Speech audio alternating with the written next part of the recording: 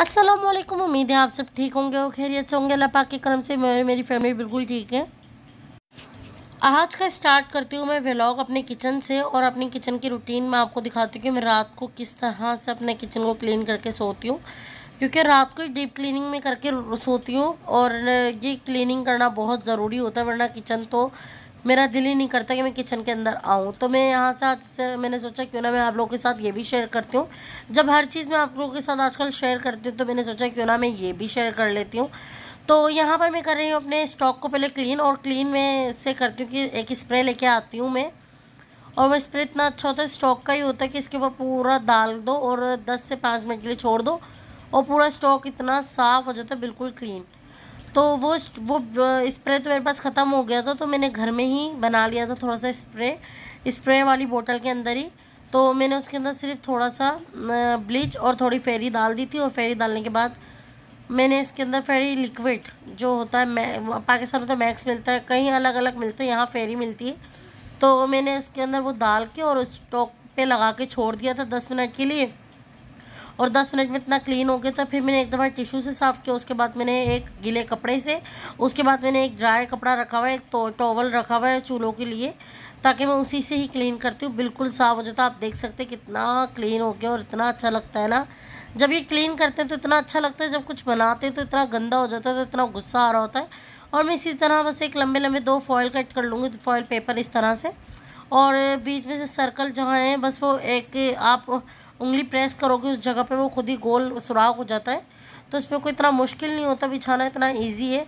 बस इसी तरह मैं बिछा लेती हूँ, और इससे क्या फ़ायदा होता है, इससे कोई वो नहीं होता कि बस कि कोई आपको वो मिल रहा है, इंपॉर्टेंस मिल रहे हैं, कुछ ऐसा कुछ नहीं है। बस ये इसलिए बिछाती हूँ ताकि इतना गंदा ना हो, स्टॉक बिल्कुल क्लीन हो। क्योंकि खाना इतना बनता है घर में, तो बार बार क्लीनिंग करने में गुस्सा आ रहा होता है कि बिल्कुल सब कुछ हटाओ।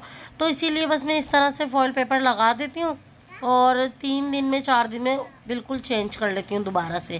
क्योंकि मेरा क्या होता है कि मैं ज़रा से भी बस स्टॉक गंदा होता है ना, तो मैं फ़ौरन से क्लीन करने बैठ जाती हूँ। मेरा यही है, क्योंकि मुझे गंदगी बिल्कुल नहीं पसंद।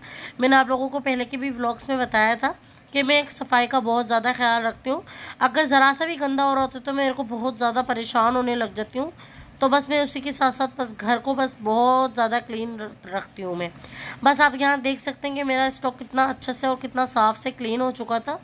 अब धो लेती हूँ, मैं पूरे बर्तन धो लेती हूँ।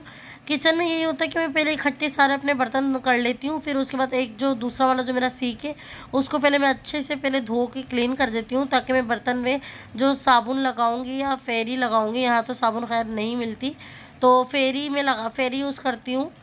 तो लिक्विड लगा के पहले अच्छे से इसको वॉश करके पहले मैं यहाँ रख लेती हूँ। सब बर्तनों में पहले मैं अच्छे से फेरी लगा लेती हूँ, और उसके बाद लगाने के बाद मैं सारे बर्तन एक साथ ही फिर वॉश कर लेती हूँ।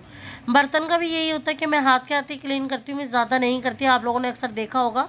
बस ये भी खाने के बर्तन थे और जो एक्स्ट्रा सामान रखा हुआ होता है तो मैं उसमें से निकाल लेती हूँ।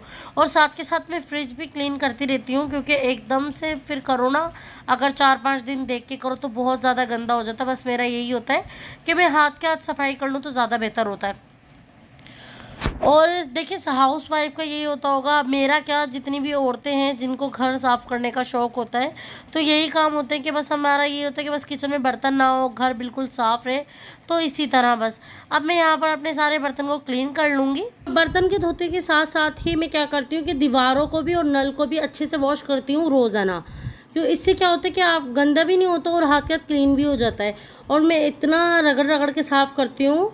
और जब ये हमने घर लिया तो ये मैंने तो पहली बात है, ये सब कुछ किचन वगैरह तो सब कुछ नया ही लगाया था, पर इस घर की हालत बहुत ज़्यादा बुरी थी, इतनी बुरी थी, बस मेरे से ये हुआ कि मैंने रिकॉर्ड नहीं किया, क्योंकि बस जैसे ही हमने देखा था उसके दूसरे दिन ही हम लोगों ने इस घर को क्लीन करने का सोच लिया था। और मेरे भाई ने और मेरे हस्बैंड ने मज़दूर वगैरह लगा दिए थे कि पूरा क्लीन कर दो घर। और ये जो पानी वगैरह भी पहले इस घर में नहीं आ रहा था, हमने सब कुछ ये खुद करवाया है। तो उसके बाद जब हमने करवाया था, उसी के बाद ये घर बहुत ज़्यादा साफ़ सुथरा और इतना अच्छा दिख रहा है। इससे पहले मैं आप लोगों को दिखाती तो आप लोग कहते ये घर है जो आप पहले दिखा रही थी। बस मुझसे यही हुआ कि बस मैंने उस टाइम शूट नहीं कर पाई, और चले खलास, ये तो होता रहता है ऐसा कि हम रिकॉर्ड नहीं भी कर पाते हैं। तो बहरहाल ज़िंदगी में यही चलता रहता है और क्लीनिंग तो बहुत ज़्यादा ज़रूरी है। इसी तरह बस मैं ये क्लीन कर लूँगी अच्छे से, और इसको मैं क्या करती हूँ, पहले अच्छे से फेरी से धोती हूँ, उसके बाद में सीधा टॉवल मार देती हूँ गीला। उसके साथ साथ ही मैं फ्रिज को भी थोड़ा सेट कर लूँगी। फ्रिज क्योंकि इतना ज़्यादा बिखर जाता है, ज़रा सा भी कोई सामान रखने का होता है तो जगह नहीं बनती। और अक्सर तो क्या होता है, मेरी बेटी खोल के उसके दरवाजे को इतनी तेज़ तेज़ मारती है कि वो साफ़ ही नहीं होने पाता।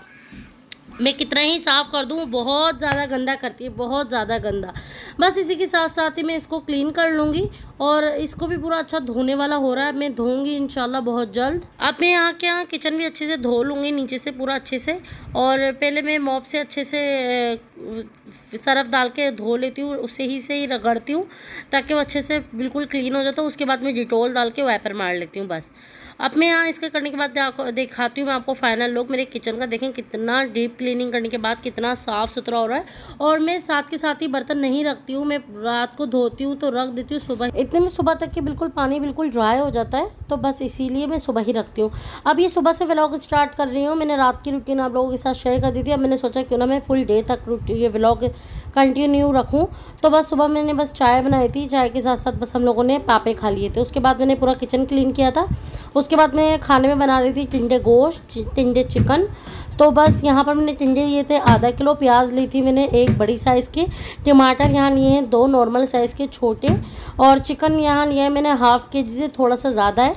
और यहाँ मैंने लिया है मसालों में बस मैंने लिए हैं लाल मिर्चें 1.5 टीस्पून, पिसा हुआ धनिया लिया है मैंने यहाँ पर 1 टीस्पून, नमक लिया है यहाँ पर मैंने 1 टीस्पून, हल्दी लिए मैंने यहाँ पर हाफ़ टी स्पून, मिक्स मसाला लिया है हाफ़ टी स्पून, लहसुन अदरक लिया है 2 टेबल स्पून, और ऑयल लूँगी हाफ़ कप। और बस मैंने सोचा क्यों ना मैं आप लोगों के साथ रेसिपी भी शेयर कर देती हूँ जो क्या मैं बना रही हूँ आज।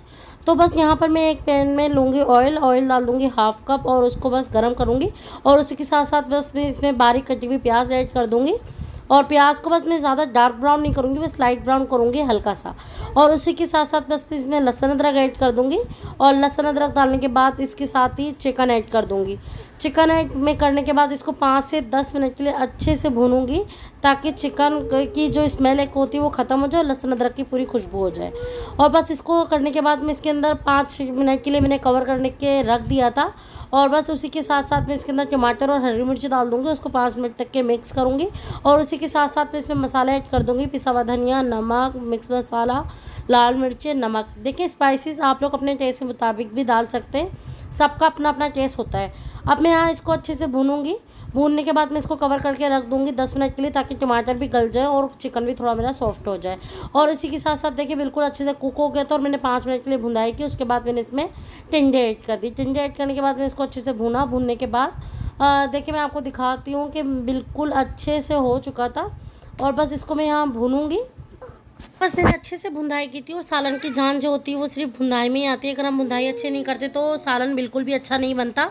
तो बस सालन की भुनाई अच्छी होगी तो आपका सालन बिल्कुल ऑटोमेटिक ही अच्छा बन जाएगा। और बस यहाँ पर अब मैं पानी डाल दूँगी जितना मुझे शोरवा रखना है। अगर थिक रखना है तो थिक, अगर लिक्विड रखना है तो लिक्विड। मैं नॉर्मल ही रखूँगी क्योंकि मैं इसके साथ चावल बनाऊँगी, क्योंकि मेरे हस्बैंड ने बोला कि राइस बना लो, उसके साथ राइस ही अच्छे लगेंगे। तो दोपहर में इतनी गर्मी होती है कि वो मेरा भाई भी इतनी शौक से रोटी नहीं खाता, ना मेरे हस्बैंड को इतनी रोटी पसंद है दोपहर में। तो मैंने सोचा क्यों ना मैं उन लोगों को राइस ही बना के दे दूँगी। साथ ही मैंने ज़ीरे के राइस बना लिए थे साथ ही। और दोपहर में इस तरह का खाना अगर हो तो लंच हो तो अच्छा लगता है और मज़े का लगता है। और बस मैंने यहाँ पर एक तरफ मैंने चावल को बना रही थी राइस वाले, और इसकी रेसिपी तो क्या देनी है, इसकी रेसिपी तो सभी को पता होगी। बस यहाँ पर अब ये चावल रखूँगी दम पे, और इसी के साथ साथ बस मैं एक तरफ हरा धनिया कट कर लूँगी, क्योंकि सालन में अगर हरा धनिया ना हो तो मज़ा ही नहीं आता। तो मैं हरा धनिया तो लाजमी डालती हूँ, एक हरा धनिया और गरम मसाला, और गरम मसाला भी मैं अब ऐड कर दूँगी। गरम मसाला मैं फाइनल पे डालती हूँ जब बिल्कुल रेडी हो जाता है। उसके बाद में हाफ़ टी स्पून गरम मसाला डाला, और उसके अंदर बस हरा धनिया डाला, और बस मेरे मज़ेदार सा खाना रेडी हो चुका था। और दोपहर में देखिए इस तरह के लंच अगर हम करें तो मज़ा आ जाता है, और इस तरह का अच्छा भी लगता है। और मैं लंच रोज़ नहीं बनाती हूँ, मैं बस उसी दिन बनाती हूँ जिस दिन मेरे हस्बैंड की छुट्टी होती है, बस उसके अलावा मैं नहीं बनाती। और बस यहाँ पर अब मेरा खाना बिल्कुल रेडी हो चुका था। अब हम लोग लंच कर रहे थे, तो बस मैं यहाँ पर करती हूँ एंड वीडियो का। मिलते हैं नेक्स्ट वीडियो में, जब तक के लिए अल्लाह हाफिज़। प्लीज़ मेरे चैनल को लाइक करें, सब्सक्राइब करें और शेयर करें। تخلى البنوت الحلوة اللي حلت كل ايام